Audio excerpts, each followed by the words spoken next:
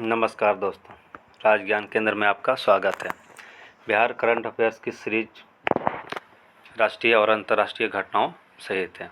यह 30 और 31 से 31 अगस्त का करंट अफेयर्स है। मुख्य आकर्षक बिंदु, राज्य और केंद्र सरकार की योजनाएं, प्रमुख खेल सम्मान, प्रमुख आंकड़े और सूचकांक, मोबाइल ऐप और वेब पोर्टल, प्रमुख दिवस एवं थीम, राज्य सरकार की उपलब्धियां, प्रमुख पहल और घोषणाएं, और भी एक्स्ट्रा फैक्ट हैं। जो पेज फुल होगा 69 BPSC, A state, CDPO, Bihar SSC and Bihar police and Bihar दरोगा के लिए अति महत्वपूर्ण है। यह डेली करंट अफेयर्स का सीरीज है। पिछली वीडियो में पूछे गए प्रश्न जो इस प्रकार है। हाल ही में आई एक रिपोर्ट के अनुसार स्मार्ट प्रीपेड मीटर इंस्टॉलेशन के मामले में बिहार कौन से स्थान पर है? यह बिहार पहले स्थान पर है।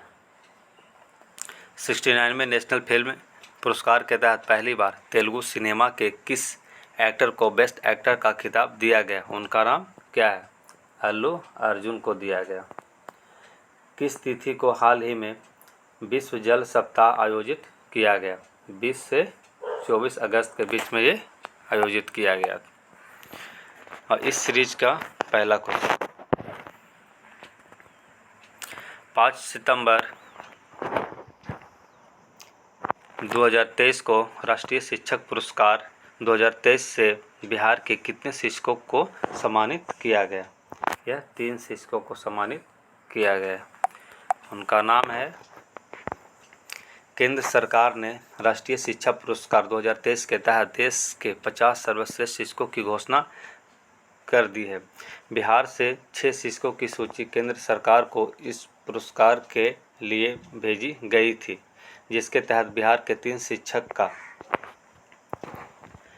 चयन राष्ट्रीय शिक्षक पुरस्कार के लिए हुआ। इनमें कैमूर भभुआ के आदर्श गर्ल्स सीनियर सेकेंडरी स्कूल कुलरामगढ़ के शिक्षक अनिल कुमार सिंह, सीतामढ़ी बाजपट्टी के बनगांव बाजार के मध्य विद्यालय मधुबनी के विजेंद्र कुमार और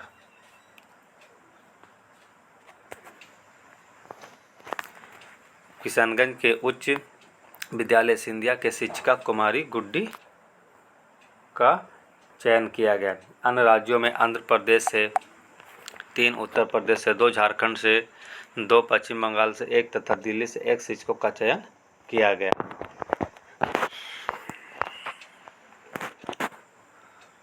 राष्ट्रीय शिक्षक पुरस्कार 2023 वर्ष 2023 में बिहार से 3 शिक्षक को दिया गया। अनिल कुमार सिंह कैमूर से, विजेंद्र कुमार सीतामढ़ी, कुमारी गुड्डी किशनगंज से। वर्ष 2022 में 2 शिक्षक निशी कुमारी पटना और सौरभ सुमन सुपौल को दिया गया था। नेक्स्ट क्वेश्चन नंबर 2,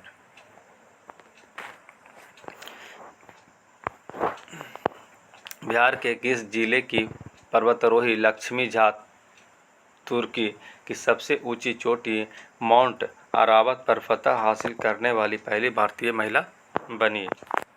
यह बनी है सहरसा की है। सहरसा जिले के बनगांव की पर्वतारोही लक्ष्मी झा अगस्त 2023 में तुर्की की सबसे ऊंची चोटी माउंट अरावत पर फतह हासिल करने वाली पहली भारतीय महिला बनने का गौरव हासिल किया।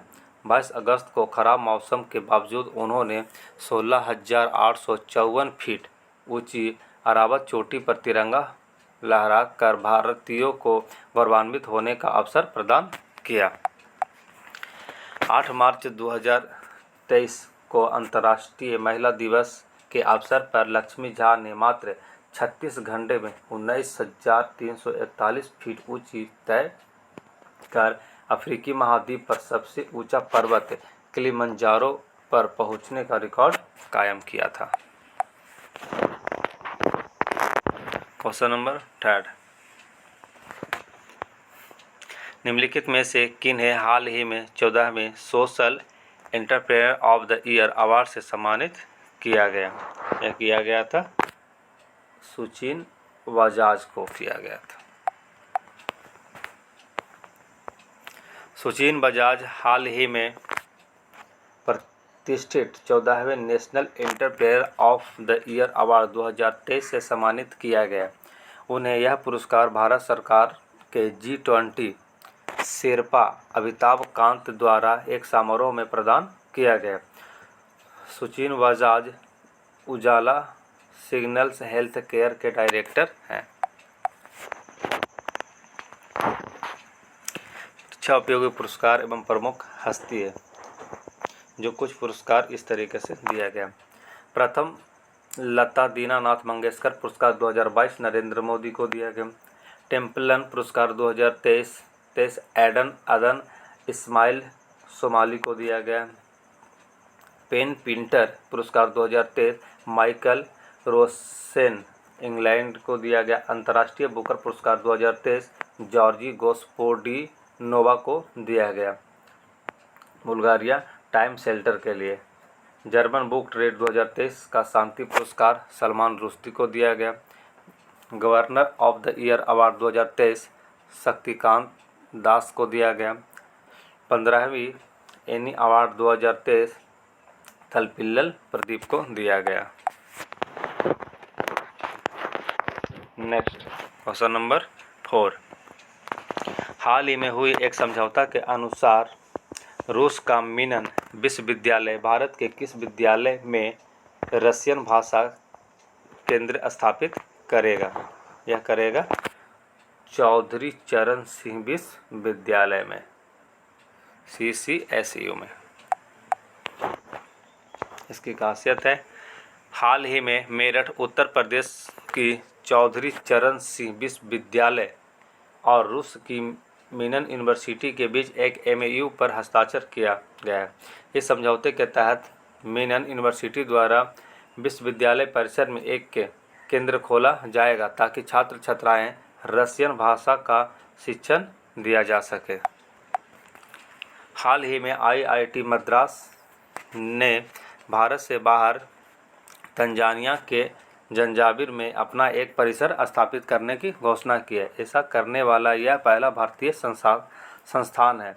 इसके अतिरिक्त IIT दिल्ली ने भी संयुक्त अरब अमीरात UAE में अपना एक परिसर स्थापित करने की घोषणा किया है। Question number 5। हाल ही में भारत के किस प्रौद्योगिक संस्थान IIT को एक अज्ञात दानदाता से 160 करोड़ रुपए का दान यानी डोनेशन प्राप्त हुआ है? IIT दिल्ली को प्राप्त हुआ है। IIT मुंबई को प्राप्त हुआ है। IIT मुंबई को।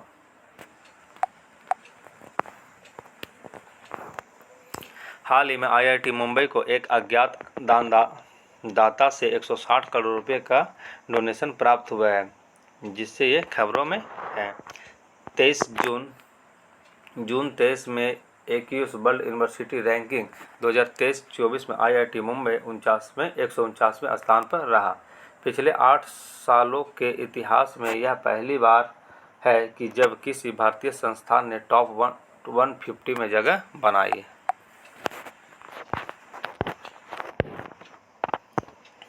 हाल ही में नेक्स्ट क्वेश्चन नंबर 6 है। हाल ही में लिखित पुस्तक pitch side my life in India cricket, pitch side my life in cricket किनकी आत्मकथा है? यह आत्मकथा है अमृत माथुर जी का। हाल ही में अमृत माथुर द्वारा लिखित पुस्तक pitch my life in Indian cricket का प्रकाशन हुआ था, जो उनकी आत्मकथा है। इस पुस्तक में अमृत माथुर ने अपने जीवन और क्रिकेट कैरियर के बारे में वर्णन किया है। प्रमुख हस्तियों का आत्मकथा कुछ इस प्रकार है। अनब्रेकेबल मैरी कॉम का, a shot at history Abhinav Bindra, starting from the hit Kapil Dev, golden girl PT Usha, playing in my way Sachin Tendulkar, mind master Vishwanath Anand, sunny days Sunil Gavaskar, 281 and beyond BVS Laxman, a century is not enough Sourav Ganguly. Question number 7, Neeraj Chopra ने वर्ल्ड एथलेटिक चैंपियनशिप 2023 में स्वर्ण पदक जीता, बताएं कि उनकी सर्वश्रेष्ठ throw कितने मीटर की थी। Answer C 88.17 metre. हंगरी की राजधानी बुडापेस्ट में आयोजित वर्ल्ड एथलेटिक चैंपियनशिप 2023 में गोल्डन बॉयज नीरज चोपड़ा ने जेवलिन थ्रो इवेंट में 88.17 मीटर के थ्रो के साथ स्वर्ण पदक अपने नाम किया, जबकि पाकिस्तान के अरशद नदीम ने सीजन के अपने सर्वश्रेष्ठ 87.82 मीटर थ्रो के साथ रजत पदक जीता। वहीं चेक गणराज्य के जैवक गोल्डन ने 86.67 मीटर के साथ कांस्य पदक जीता। पिछली बार इस प्रतियोगिता में नीरज चोपड़ा ने सिल्वर मेडल अपने नाम किया था। नीरज ने 87.58 मीटर भाला फेंककर टोक्यो ओलंपिक 2021 में गोल्डन मेडल जीतकर इतिहास रचा था। अभिनव बिंद्रा के साथ किसी विश्व चैंपियनशिप स्तर पर एथलेटिक्स में स्वर्ण पदक को जीतने वाले वह दूसरे भारतीय हैं। क्वेश्चन नंबर 8, हाल ही में किस अंतरिक्ष एजेंसी ने क्रू 7 मिशन को अंतर्राष्ट्रीय स्टेशन में प्रक्षेपित किया है। यह किया है नासा ने। इसकी खासियत है, हाल ही में लॉन्च की गई क्रू 7 मिशन का संबंध अमेरिकी अंतरिक्ष एजेंसी नासा से है। इसे फ्लोरिडा में नासा के कैनेडी स्पेस सेंटर से स्पेस एक्स के फॉल्कन 9 रॉकेट से 4 यात्रियों के साथ अंतरिक्ष में प्रक्षेपित किया गया। यह अंतरिक्ष यात्री अमेरिकी, रूस, जापान और डेनमार्क के हैं और ये चारों अंतरिक्ष यात्री अंतर्राष्ट्रीय अंतरिक्ष स्टेशन पर मार्च से रह रहे हैं। 4 अंतर्राष्ट्रीय यात्रियों की जगह लेगी। यह अंतरिक्ष यात्री राष्ट्रीय अंतरिक्ष स्टेशन के उपकरण की जांच, रखरखाव और मरम्मत करते हैं एवं खराब तथा टूटे हुए उपकरणों को बदलते हैं। नेक्स्ट क्वेश्चन नंबर 9, जल शक्ति मंत्रालय ने लघु सिंचाई परियोजना पर कौन सी जनगणना रिपोर्ट जारी की है। यह जारी की है 6ठी। इसमें है, जल शक्ति मंत्रालय, जल संसाधन, नदी विकास और गंगा संरक्षण विभाग ने हाल ही में लघु सिंचाई योजना पर 6ठी गणना रिपोर्ट जारी की है। इस रिपोर्ट के अनुसार देश में 23.14 मिलियन लघु सिंचाई योजनाएं बनाई गई है, जिसमें 21.93 मिलियन 94.8% भूजल और 1.21 मिलियन यानी 5.2% सतही जल योजनाएं हैं। देश में सबसे अधिक लघु सिंचाई योजना उत्तर प्रदेश में है। इसके बाद महाराष्ट्र, मध्य प्रदेश और तमिलनाडु का स्थान है। भूजल योजनाओं में अग्रणी राज्य उत्तर प्रदेश, महाराष्ट्र और मध्य प्रदेश है। तमिलनाडु और तेलंगाना है। सतही जल योजना में अग्रणी राज्य है महाराष्ट्र, कर्नाटक, तेलंगाना, उड़ीसा और झारखंड है। जल निकाय जल स्रोतों की गणना बिहार के संदर्भ में कुछ इस प्रकार है। भारत में इतिहास में पहली बार केंद्र सरकार ने देश भर में जल स्रोतों का गणना की है। इस रिपोर्ट के अनुसार देशों में 24,24,540 जल स्रोतों का गणना की गई, जिसमें 97.1% जल स्रोत ग्रामीण क्षेत्रों में है और केवल 2.9% जल शहरी क्षेत्रों में है। बिहार में कुल 45,793 जल स्रोतों की गणना की गई। इसमें 43,831 यानी कुल जनसंख्या का 95.7% ग्रामीण क्षेत्रों में है, जबकि 1962 यानी 4.3% शहरी क्षेत्रों में है। साथ ही बिहार में 49.8% जल स्रोत सूखे और अतिक्रमण की चपेट में है। क्वेश्चन नंबर 10, हाल ही में भारतीय महिला के विश्व शूटिंग चैंपियनशिप में फ्री पिस्टल में कौन सा पदक जीता है। यह स्वर्ण पदक जीता है। ISSF विश्व चैंपियनशिप 2023 का आयोजन अज़रबैजान के बाकू में हो रहा है। इसके तहत तियान नाना, साक्षी सूर्यवंशी और किरणदीप कौर की भारतीय 50 मीटर पिस्टल महिला टीम ने स्वर्ण पदक जीता। वहीं भारतीय पुरुष पिस्टल टीम के कांस्य पदक अपने नाम किया। Question number 11। हाल ही में सड़क सीमा संगठन BRO ने किस राज्य के कुरुंग कुमे जिले में बेली ब्रिज का उद्घाटन किया है? यह किया है अरुणाचल प्रदेश में। अरुणाचल इसकी खासियत है, दरअसल जुलाई 2023 में आई बाढ़ के कारण यह पुल क्षतिग्रस्त हो गई। सीमा सड़क संगठन BRO के बेहद चुनौतीपूर्ण परिस्थितियों में रिकॉर्ड एक सप्ताह के समय में अरुणाचल प्रदेश के कुरुंग कुमे जिले में यह पुल को फिर से शुरू किया गया। जिला सीमा सड़क संगठन की स्थापना 7 मई 1960 को हुआ था। इसका मुख्यालय नई दिल्ली है। NH-44 भारत का सबसे लंबा राजमार्ग है। यह उत्तर प्रदेश में श्रीनगर से आरंभ होकर के दक्षिण में कन्याकुमारी में समाप्त होती है। Question number 12। किस देश ने हाल ही में दृष्टिबाधित लोगों को निशानेबाजी करने के लिए उपकरण विकसित किया है? यह किया है जर्मनी ने।